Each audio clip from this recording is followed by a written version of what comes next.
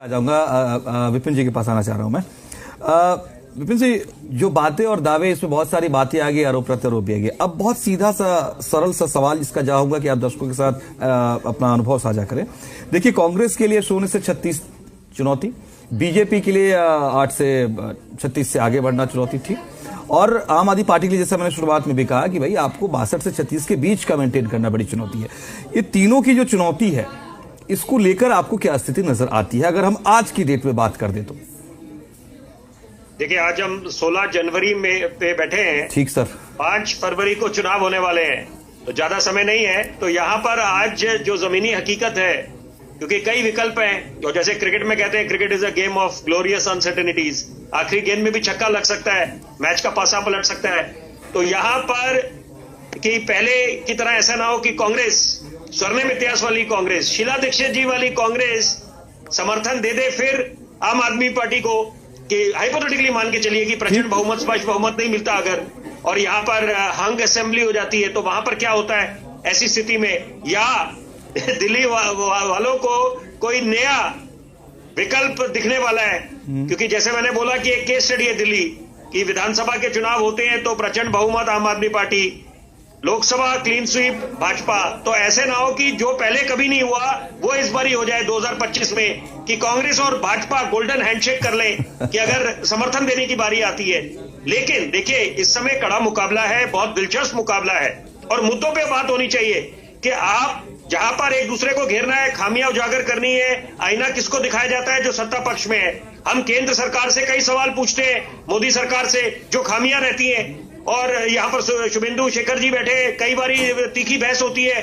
तो यहाँ पर इस समय, क्योंकि दिल्ली में सवाल सबसे बनते हैं, मैं मिसाल के तौर पे पूछूंगा कांग्रेस से कि क्या आप, अनित भाई, कि आप अगर ऐसा हंग असेंबली होती है तो क्या आप समर्थन देंगे आम आदमी पार्टी को पहले की तरह? दूसरी बात, भाजपा क्या वही गलती करेगी दोबारा कि जो बात सामने आई है कि झुग्गियां आपने हटा दी है गाजियाबाद में, क्या वो मॉडल, बुलडोजर वाला मॉडल दिल्ली में करेंगे अगर आप सत्ता पे काबिज हो जाते हैं? और आम आदमी पार्टी से मैं सवाल पूछना चाहूंगा पवन शर्मा जी से कि यहाँ पर टाइमिंग, आप तो टाइमिंग का सवाल उठाते हैं, टाइमिंग की बात करते हैं कि ईडी और सीबीआई ये लोग चुनाव के समय बिल्कुल और मुस्तैदी से काम करते हैं। तो आपको पुजारियों, ग्रंथियों की क्यों नहीं याद आई पहले?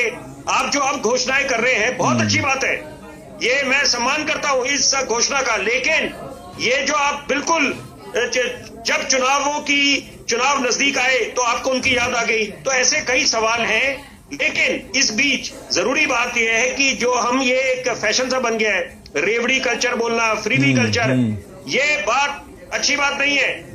नेताओं को समझ लेनी चाहिए कि आपको आदर्श समझा जाता है कि ये आपका दायित्व बनता है कि आपको पुख्ता कुछ जनता को देना पड़ेगा।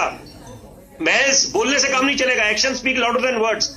दूसरी बात कि कुछ मुद्दों पर जो बड़े ज्वलंत मुद्दे होते हैं, वहां पर स्वास्थ्य को लेकर आप अपनी संजीवनी योजना अच्छा बोले, आयुष्मान योजना अच्छी बोले, लेकिन जनता के हित में आपको तत्पर रहना चाहिए और प्राथमिकता देनी चाहिए। अपने मतभेद बुलाने चाहिए, जो आपस के जो दूरियां हैं, फासले हैं, उनको नजरअंदाज करके जनता के हित में उतरना चाहिए। लेकिन दुर्भाग्य है ये देश का भी, दिल्ली का भी, कि कोरोना काल जब सदी की सबसे बड़ी महामारी आई, वहां पर भी जब आंकलन करा गया कि क्या कारण था कि हमारे प्रवासी मजदूर भाई बहन मजबूर हो गए पलायन करने के लिए, ये निष्कर्ष निकाला गया, आंकलन जब पाया गया कि आपस का तालमेल का भाव केंद्र सरकार, राज्य सरकारों में एक दूसरे पे ठीकरा फोड़ते रहे, जबकि ये सुनिश्चित करना था कि जो प्रवासी मजदूर जहां पर है वहीं पर रहे।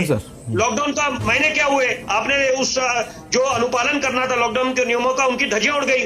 तो यहाँ पर अब मुझे लगता है कि कई मुद्दे हैं दिल्ली के सामने कि आपने यमुना की सफाई करनी है, बिल्कुल बिल्कुल, इसका जिक्र भी आपने किया वालों को, तो यहाँ पर सबका दायित्व बन जाता है। नहीं, ठीक है, सवाल आपके वाजिब है, थोड़ा